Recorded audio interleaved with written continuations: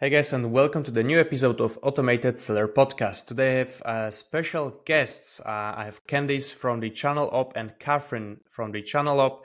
So Candace is a business development director there, and Cathryn is working as a brand manager. Hello, ladies. How are you today? Doing well. Thanks for having us. Sure. It's great to have you here. It's actually a really special episode because I only had actually two guests at the same time in one of the episodes before, but this is really exciting every time. So yeah, let's do that. So first of all, I wanted to just say that the Channel Op is the full service Amazon agency, and today we'll be talking about topics such as working with the agency, like Amazon agency. At which point should the brand consider starting to with the agency? What should the brand consider also by hiring an agency, because there's a lot of agencies out there. Very funny fact, I just been recently on the conference called Amazon Accelerate, and there were actually, I think, more agencies than sellers, to the point that when people were introducing to itself, they were asking the first question not like, hey, how are you, or something. It's like, hey, are you a seller? So they were just sure that they are not talking to agencies. So there's a lot of agencies out there. I know that they are great agencies. I also know that they are very bad agencies. So I'm very happy that we'll be discussing all of those aspects today. So maybe first of all, I would love to hear both of your stories. So Candace and Cathryn, if you could just tell a little bit about yourself. How did you start with the e-commerce and Amazon? And then from there, we'll move on to those questions. 10 years ago is when I started getting involved in the Amazon space, and I kind of just fell into it. I saw a job that looked interesting. I applied for it. It was for a 3P seller, and I was working as a buyer, primarily in the toy category. And then I quickly pivoted from that role into strategic partnerships and business development. And then since then, I've gone on to work for another large 3P seller and then a couple of different agencies. And I did help launch an agency that was a really early advocate of the direct to consumer model on Amazon. So it's been a fun journey. That's very nice. For me, I largely have worked in marketing and kind of general e-commerce, as well as dabbling in some graphic design. I equally fell into the Amazon world after doing mostly work in the outdoor industry with really small brands that had small Amazon presences. But I have been with Channel Up for the last almost 2 years and have been loving the Amazon world.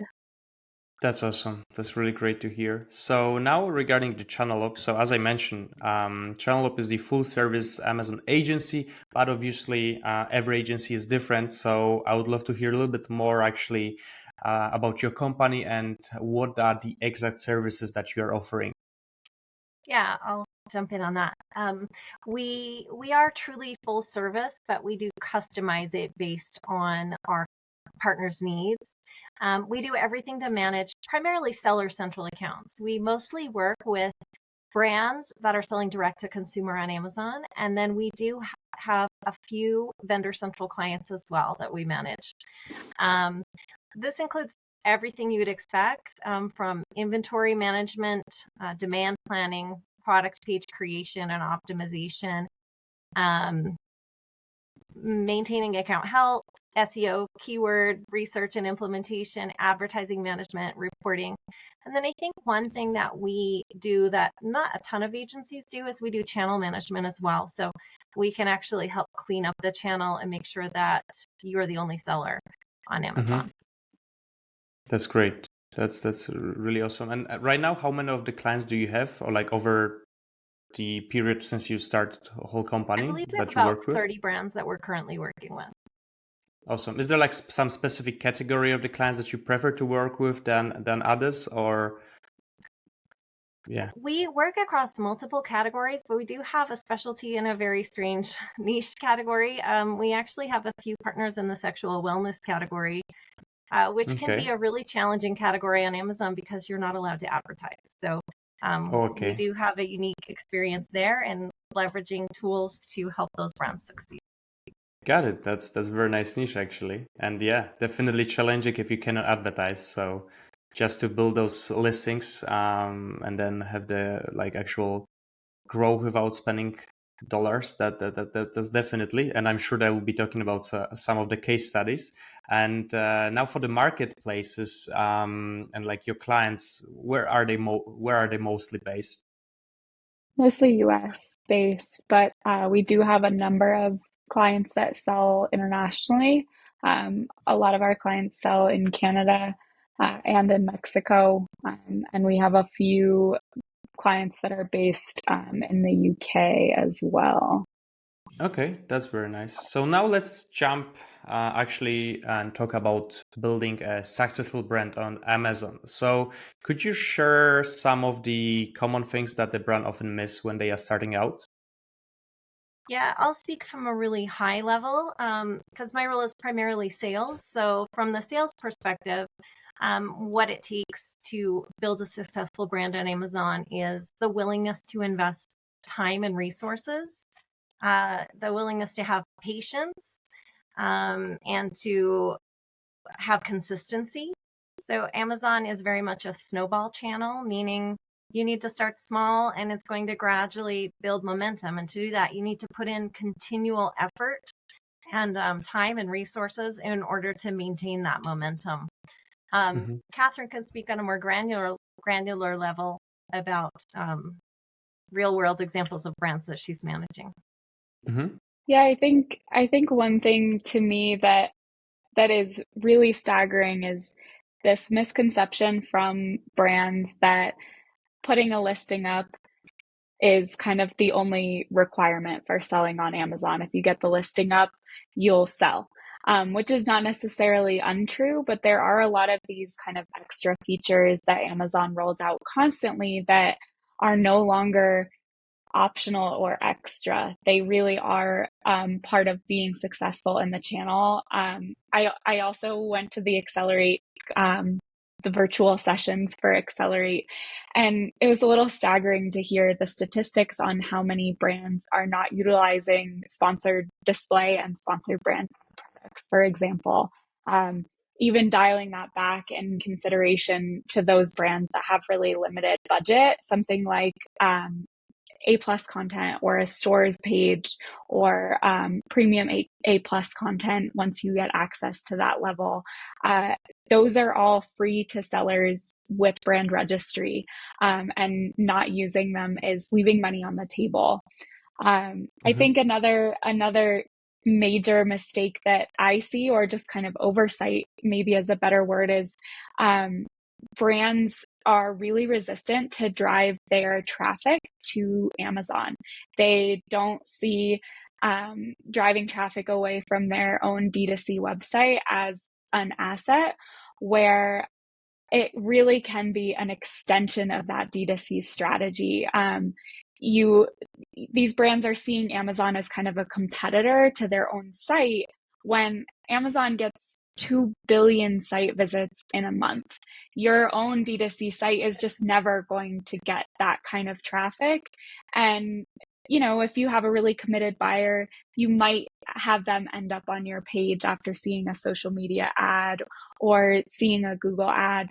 But Amazon has this built-in visibility for customers that are ready to purchase something. They are on Amazon to purchase. They have much less of that kind of top of funnel customer that's coming to the Hmm. site. Yeah, definitely. That's actually very interesting that you said that some of those brand owners are scared to expand of Amazon, like treat Amazon as a competitors. Like the whole idea of marketplaces is basically because like the clients go there and they are ready to buy, so that's why they are exploring products over there, right? So it's just like the channel which gives you like traffic and that's it. Of course, yes, the fees are very high and this is the only obstacle, but on the other hand, yes, you have the ready client to buy your product. So you are completely right with that one.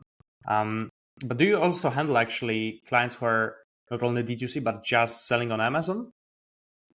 I don't currently have anyone that just sells on Amazon. For the most part, we Mm-hmm. work with pretty established brands that have a Mm-hmm. pretty strong D2C or brick and mortar presence already. Okay, okay. I really wonder, like, especially on Accelerate, right? Like, how many of the people that went there are only like Amazon sellers, or overall they are selling on multiple channels? But it's never easy to tell that, because they are just like very successful Amazon sellers that they built their brand only on Amazon, and they don't really care to go out of the Amazon. But on the other hand, there's so many of the brands that just have their own Shopify store, and they don't consider like expanding anywhere else than that. So that's always this kind of the challenge. Like, also, when is the good time, the right time to expand? And I do believe that that's why the agencies exist, because once you start your brand, you have like your successful Shopify store, then there's so many ways to expand it. So you have Amazon, you have TikTok, you can like TikTok store, you have Facebook Marketplace, there's Walmart, there's so many other marketplaces. So I do believe that's why the agencies exist, because you can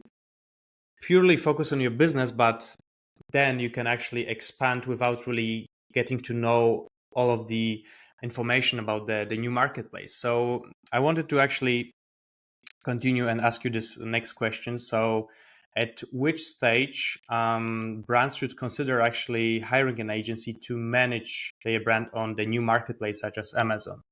Yeah, this is a really complex question. So I have several answers. You could fall into several categories. So the first one is if a brand is ready to look at it as an investment in their brand rather than as an expense. A lot of brands still, unfortunately, as Cathryn alluded to, view Amazon as a list of tasks to be completed rather than something that needs to be continually tended to. So hiring professionals, hiring an agency is an investment in the future growth of your brand. It's not just a recurring monthly expense like your electric bill. So if they can see that, they may be ready. Any brands that are approaching 25,000 a month in sales on Amazon, if they're not already working with an agency, probably should be. If they have one single in-house person staffing, managing their Amazon account, or God forbid, one single in-house person managing all of their e-com platforms, that person cannot be putting in enough time or energy or know everything about everything in order to really successfully grow. Mm-hmm. The other one would say if Amazon's taking up more than 25% of your time and you have other responsibilities, there are other aspects of your business that need your attention. So that might be time to outsource. And then finally, I think if you're beginning to see sales plateau on Amazon, you don't know what else to do, you don't know what you don't know, maybe talk to an agency. I said finally, but there's one more that I just popped into my head again, and that is if you're already spending money on tools specifically to help you manage Amazon, 3P services like map monitoring or channel management services, any of these data analytics tools like Smart Scout, Helium 10, Jungle Scout, ad management software, post-purchase shopper engagement tools. If you're spending money on those, likely your agency is already incurring that cost for you. So you don't need to be paying for those services in addition. So it can actually consolidate, give you access to more tools and a team. So that would be my That's actually a very great long one. answer. But That's actually a great one, especially the last one that I haven't actually thought about it, right? I mean, those tools are pretty expensive, and I know that agencies, they have actually much better deals with those software providers. So that's a really, really good example of actually saving a lot of costs. In the end, you might really break even on that. So if you like really sum up all of the tools.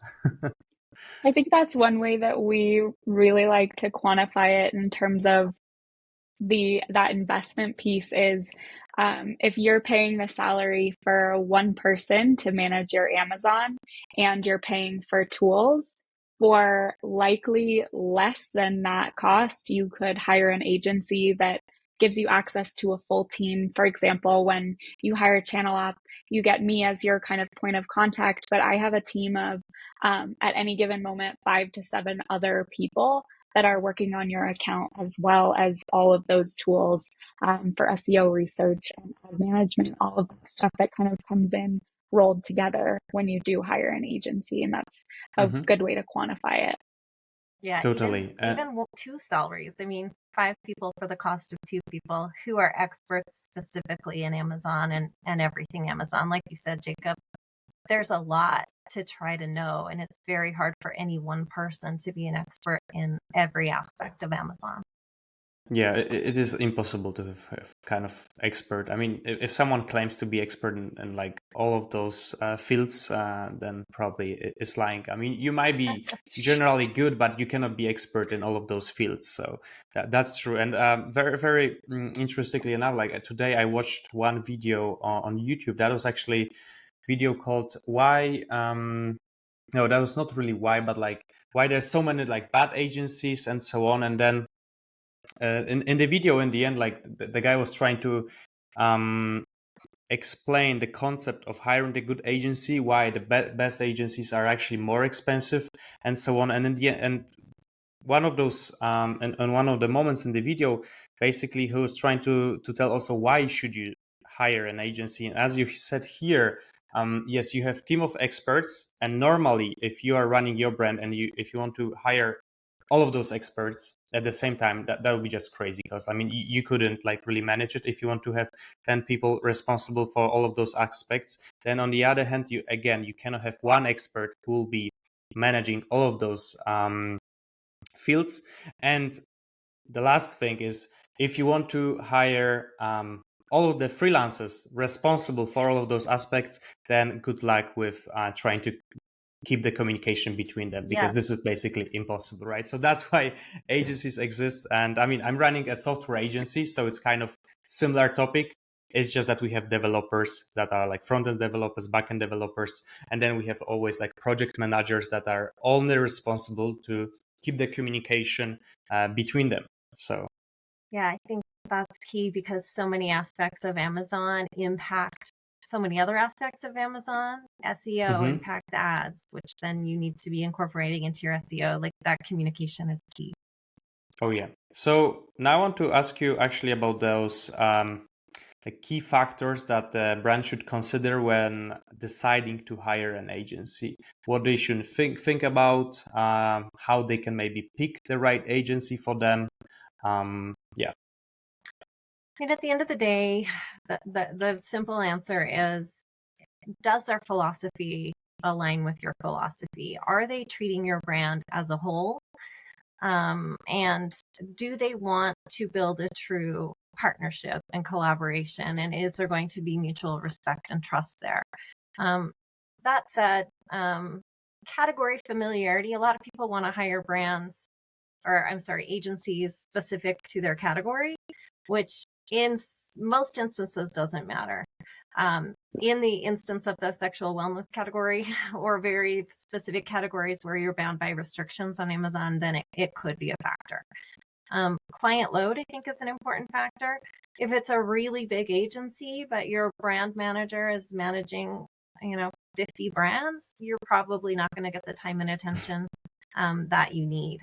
Also, how they operate. So one thing that is unique about how Channel Op operates is we have a revenue sharing pricing model, and that's passed on to our brand managers. So they are rewarded as your brand grows. They have an active stake in the game, which prevents them from putting your account on the back burner. A lot of times, I think, speaking about bad agencies, they do exist. And generally what happens is they onboard a new client. And again, they treat it like a series of tasks to be completed. And then once it's completed, they kind of get put on the back burner. We very actively try to make sure we're not doing that at Channel Op. Cathryn, anything else? Yeah, I think the topic that I come back to consistently is that partnership. We, as your agency, are the experts in Amazon, but you are the expert in your brand. We really like to work with those brands that want to collaborate, that want to share all of the creative content, that want that really cohesive look and feel, because that is possible, and we want to achieve that on Amazon. And our most successful clients are those clients that are willing to work in partnership with us. rather than kind of offloading all of the work and never checking in. That model I don't think really works. And if an agency is saying, "Oh, well, just take it off your plate, don't worry about it," kind of set it and forget it mindset, probably they're not looking at your account every day. To Candace's point, they're probably kind of checking those boxes and putting you on the back burner. Oh yeah, that's very, very nice. Actually, we also like always look for long-term relationships with our clients. We don't necessarily want clients who are just jumping in. They want one thing and then there's no communication, nothing from them. It's always like a really long-term collaboration. And also, that's something very important for all of the clients who are actually searching for some agencies, that they should know that it's all about the collaborations from both sides. It's not that, yeah, they will contact you and then it's like, okay, now you have our account, just do the work, generate us additional profits, and then there's no check-ins, no communication, nothing. And then after 2 months, they are going back and asking, okay, wow, you lost money. And then, I mean, this is very bad. There should be always constant communication, because that's also in their favor, that in the end, like, yes, you are profitable, you made a profit for them, but they need to provide you with all of the information and resources necessary to do it. It's impossible to just do it without really communication. Exactly. And now I wanted to actually talk about the challenges that the brand owners face, basically while expanding to Amazon, if they do it on their own, or actually if they do face them, but they work with you, so you can help them with those challenges. Yeah, again, I'm going to talk high level, and then I'm sure Cathryn can offer some more detailed color commentary. But one of the challenges that I see is that they don't continually optimize. So we can help with that by tracking things like conversion rates, doing some A/B testing to see what's performing well, taking high-performing keywords from their ad campaign and incorporating into their SEO content. So in other words, it goes hand in hand with this, is they don't experiment. They try one thing, it doesn't work, they try something different, but we need to be looking at data and comparing. One of the big ones they see is they're not willing to invest in ad spend. They see it, again, as an additional expense rather than an investment. We typically recommend that our brand partners benchmark about 10% of their sales on Amazon to go back into advertising. And if you're getting a 3 or higher ROAS, that ad budget becomes self-generating. And so it's not that you're thinking you're continually adding money. You got to consider that that is growing sales at a high degree. Another one is that they don't know how to do demand planning. And so they don't scale. They run out of inventory. They don't plan well. They don't allocate the right amounts of inventory for the right channels. And then sometimes they're just not willing to admit that they don't know what they don't know. I always find it refreshing when I'm talking to brands and they're willing to admit that they don't know everything. Sometimes we can help you grow in ways that seem very obvious to us, but that you may be missing just because we're involved in it every day. From my end, I'm obviously kind of in it on a day-to-day. I spend most of my time in Seller Central. So one of the main issues that I come across over and over and over again is that brands don't realize how much goes into the day-to-day. They don't realize how much maintenance is required to keep you up and running. We as Amazon experts understand that things break on Amazon all the time. Your images disappear, your variation breaks, your search suppressed for no reason at all, some account health notice comes up. And our team is used to seeing that. And we understand that there's not necessarily any reason or recourse for that. There's not always somebody that you can get on the phone. And having an agency that's prepared to deal with that understands what those kind of order of operations are that come after that, that's not necessarily something that brands have the resources to spend time on, or even have an understanding of. That you might not have a good reason for why your listing is search suppressed, and our team can probably figure out why and fix it. Whereas some people just don't have those resources to commit to fixing that and figuring out what that kind of recourse is. And to Candace's point, I really drive home my kind of three main tenets: inventory, optimization, and advertising. Again, many brands just don't have the resources to invest into each of those tenets in a meaningful way to drive traffic, to drive rank, to make sure they're not going out of stock. And those are all pieces that our team is really prepped to do because we are in it every day. Oh yeah. And I really love always to sorry, Jacob. Candace. I'm just going to layer one more thing onto what Cathryn said in regards to some of the case creation and fixing some of those issues. With experience and with managing multiple clients over several years comes the knowledge of what to say, how to phrase those cases, what is going to get your case resolved quicker, rather than just throwing spaghetti at the wall and see if it works. In fact, there are some instances where you can respond to a case in a way that's actually going to make the problem worse. And so having an agency in place can help you avoid problems as well. I always enjoy doing those episodes and then like really talking very deep on the actual problems that are common when selling something on Amazon. And then on the other hand, you are here to help all of those sellers solve those issues. But when you really go on YouTube and type like something with Amazon related, there's so many of the gurus. I don't know. I mean, probably you saw it when they claim to be Amazon kind of like a passive income source, right? Like just, yeah, buy my course, Amazon's passive income, put your listings there, and that's it. I don't know, because it's always so funny for me to see really like black and white. It's not like anything in between. It's either a lot of hard work, which is the true in the end to succeed, because all of the successful sellers that I met, they actually are saying, yeah, I was working like 24/7, especially in the beginning, then hiring the agency, working with the agency, investing actual money. Or you have those gurus claiming, all right, it's just passive income, buy my course and that's it. So yeah, yes. there is no secret sauce on Amazon. It's consistency, and it's knowing where to put your attention. Oh yeah. So no now one has we a actually secret. Oh yeah. It's like with every business in the end. It's just a lot of hard work that you need to put in, and then you have the effects. So now speaking of the actual effects and success that you can accomplish on Amazon, I would love to hear some of the success stories that you have working with your clients. Yeah, I can definitely speak to some of those. One of my favorites to kind of brag about, I'm working with a personal care brand right now that launched their own seller account in the last year.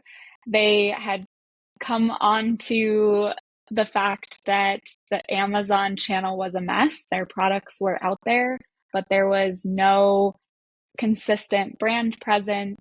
There were duplicate ASINs. There were many sellers of their products that they kind of didn't realize how many people were out there selling.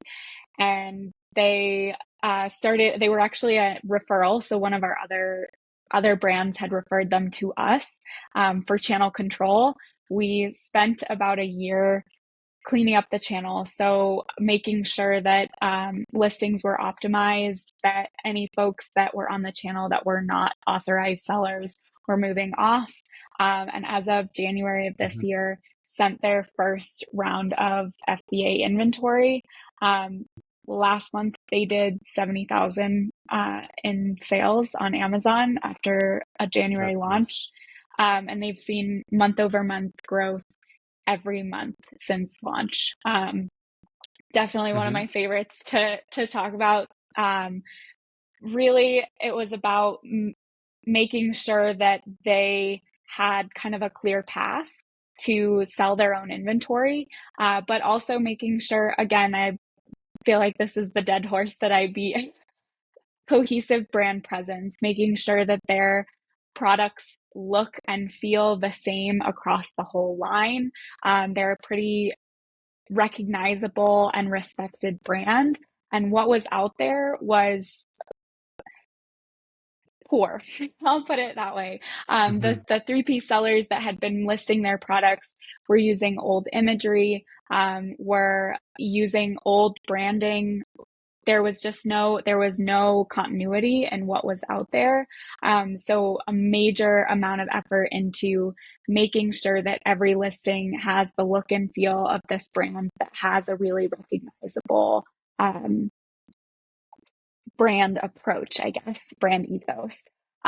So that's one of my favorites to brag about. I can't take credit for all of it. I've only been working with them for the last 8 months, but it's been really fun to see their growth and to see them have that success on the channel, especially being a brand that mostly sells B2B. This is one of their only D2C kind of outputs. So really cool to see them succeed on the channel.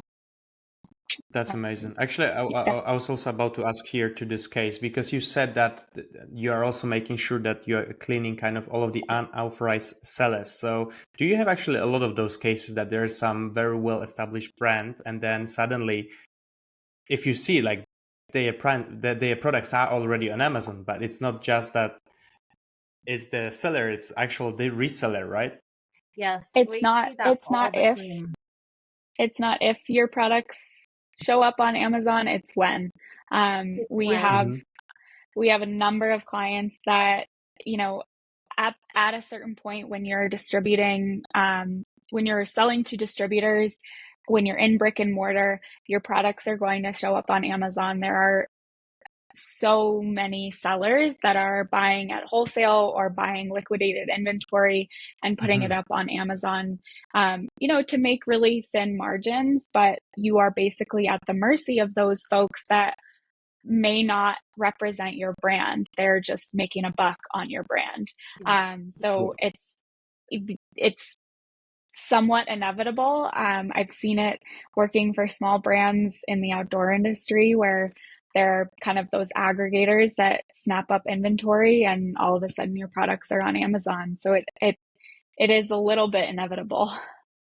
Unless you take a very strategic approach. The way where we're not seeing that is brand new brands who from the beginning have a strategy in mind for launching on Amazon and have policies in place to restrict that sales channel so that they can control it. But we do see very large established brands who have been around since the early days of Amazon, where it is very much sometimes kind of the Wild West, because as Cathryn said, it's many of these 3P sellers do not have a strategic relationship with the brands. It's just an opportunity that they see, so they jump on it. There are third-party sellers that do partner with brands in a way similar to what we do. Pattern is probably the biggest one, where they will take a strategic approach to representing your brand and your product and invest in your brand. But for the most part, they're primarily opportunistic sellers. Got it. Yes. Speaking of challenges that brands face, I think that's definitely a major issue for some of these larger brands that don't set out a policy ahead of time for Amazon exclusivity or only extending those rights to certain sellers, that there is that partnership there, and then it gets completely out of control, and it's really hard to reel it back in because Amazon is a marketplace and they will let anyone sell that has legitimate product. And that can be really hard for some brands to wrap their minds around. It's like, well, I haven't given them permission to sell my products. Well, Amazon doesn't care. If they have legitimate inventory, Amazon will let them sell. So it's much easier for those brands to have that figured out before their products end up on Amazon than it is to work in reverse and reel that back in once the channel is full of your inventory. That said, that's one more absolute scenario under which you should consider hiring an agency that specializes in channel control, because trying to manage it on your own or trying to rely on Amazon's brand registry tools to do that you're going to fall short. And we still hear the myth sometimes. It's been there for 10 years about brand gating on Amazon. It does not exist. Amazon does not have a brand gating program. You need to control your sales channels yourself or have an agency partner help you with that. Very interesting. So just so maybe I don't understand it properly, but that's why I have you here. So I'll ask this question. Might be a stupid question, but might be not. So let's consider a brand such as Apple, right? If you go to like Amazon, you have, and you type iPhone, you have so many of the listings, and they're like all of them. I know that the sellers are using different tricks, so they are making some bundles, so they have different ASINs and so on. But considering the very interesting, like just like some imaginary example, if Apple would reach out to you, I know that Apple has, of course, the authorized resellers, and they can resell, and they have like shops all around the world and so on. But considering the case that Apple would reach out to you, would it be even possible to like clean all of the Amazon out of the Apple products? Yeah, Apple's a behemoth, but if it was a smaller brand that, let's take a brand that's doing a few million on Amazon, like maybe 5 million on Amazon. Absolutely. We actually have a new client who's in the housewares industry and has been established there for a very long time. And they have this problem. It is a slow process. We're not going to get results overnight.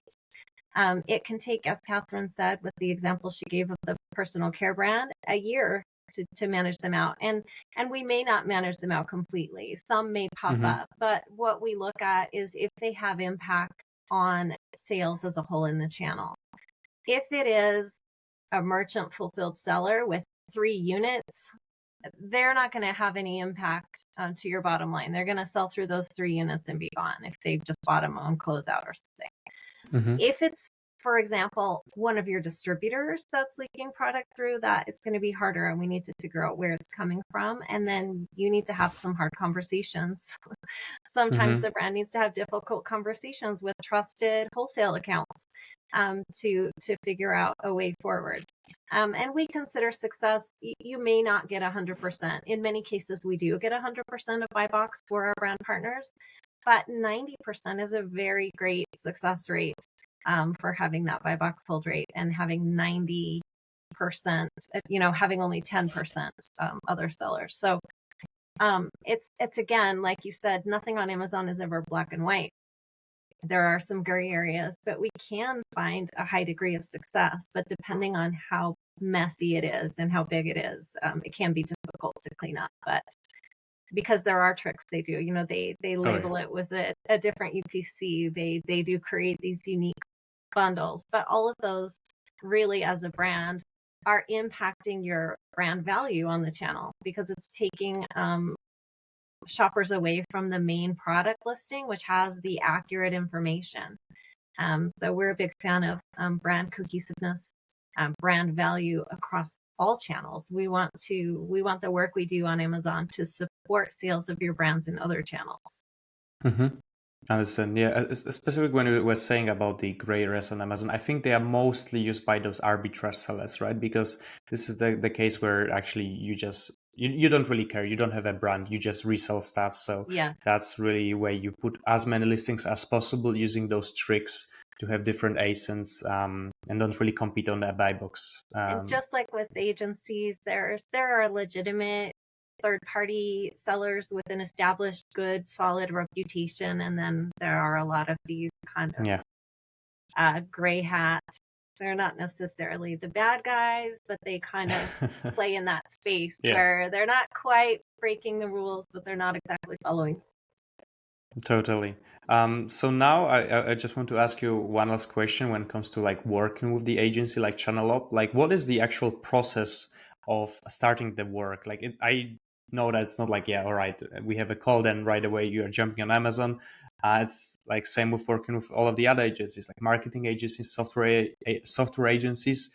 But if you could just tell us a little bit about the process. So when the brand first reach out to you, what's next?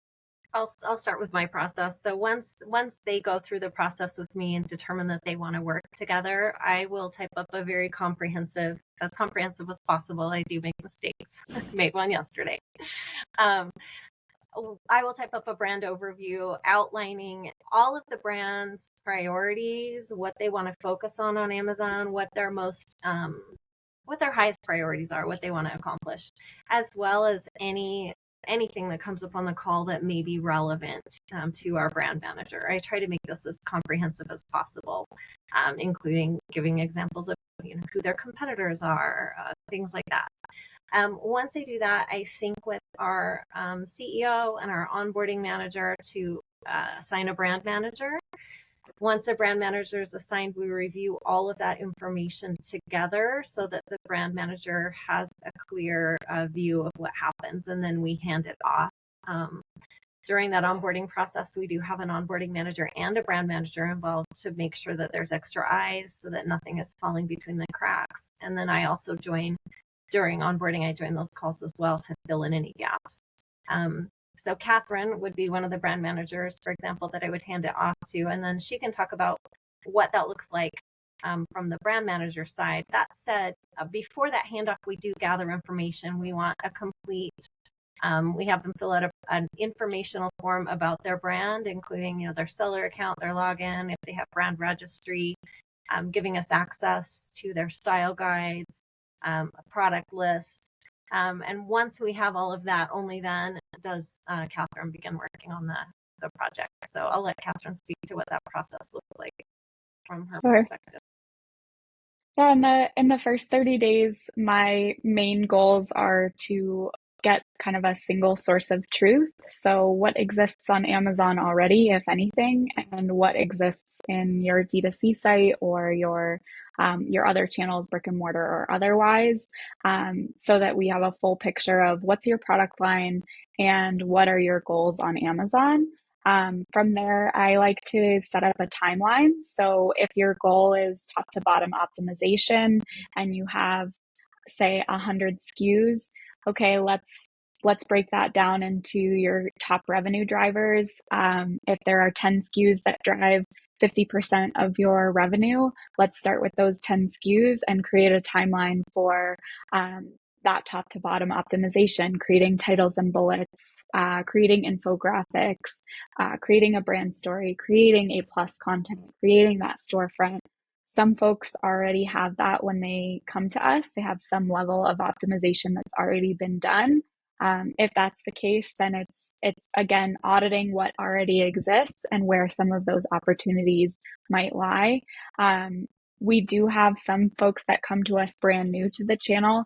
In that case, it's much more admin focused. So uploading new products, again, that top to bottom optimization, some really basic level advertising to start testing keywords and testing efficacy of kind of the space and what works for those items. But really in those first 30 days, my whole goal is to make sure that we really understand what the brand's goals are, both in the short term, but also in the long term. What are we working towards as a brand and as the agency, kind of driving those goals?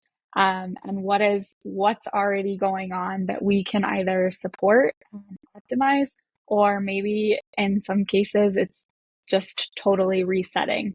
So I think that's one thing that really sets Channel Up in particular apart is we have a small team. We have a really dedicated team. I personally right now am only working with 6 clients. I have a pretty small client load that allows me to really customize the approach that we give to each client. We can focus on your specific needs, on your specific goals as the brand, to make sure that you are accomplishing exactly what you have in mind on Amazon.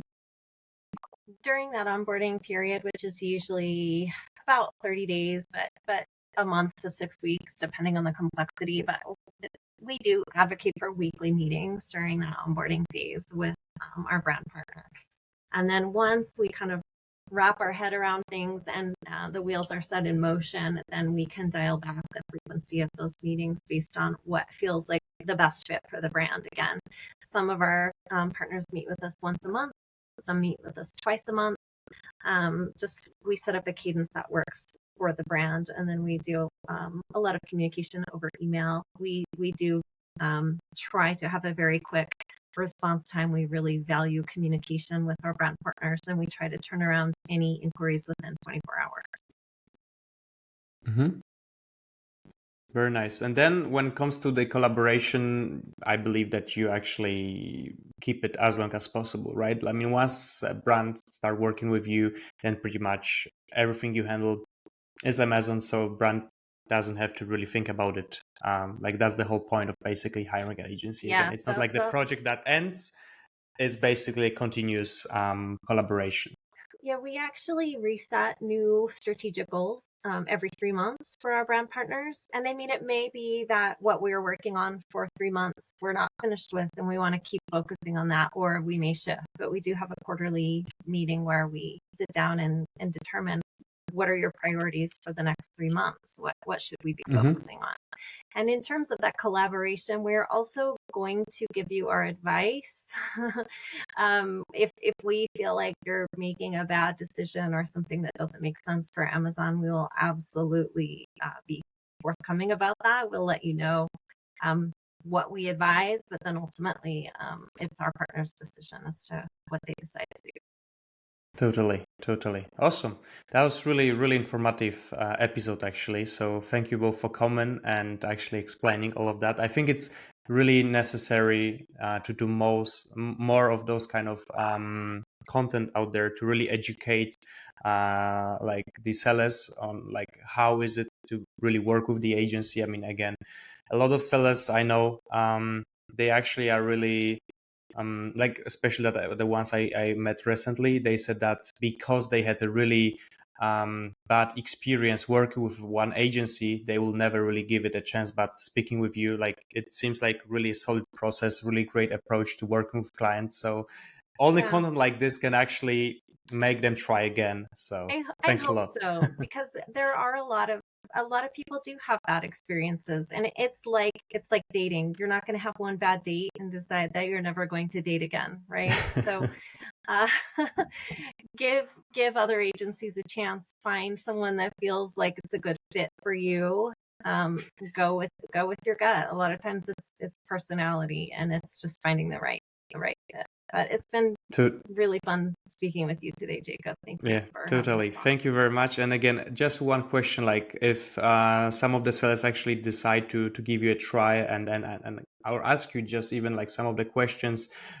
Where can people find you? Like, if you could share your LinkedIn's or the company website, that I would appreciate that. You can find us at channelop.com. We also have a LinkedIn page. I'm on LinkedIn as well, Candace Tech. Or you can email me at sales@channelop.com. Awesome. And then for all of the brand related questions, Cathryn, where people can ask you?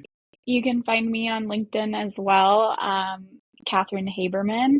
I'm also, my email is super easy, Cathryn@channelop.com. I can answer pretty specific questions, but Candace is also very prepared and taps me in often to help support on the sales side when those things come up. But I'm always happy to talk to brands about Amazon. Awesome. I'll make sure to also include the information in the description. And again, Candace, Cathryn, it was great to speak to you here today, and thanks for coming. Thanks for having us, Jakob. It was a lot of fun. Great. Thank you. Bye-bye. Bye-bye.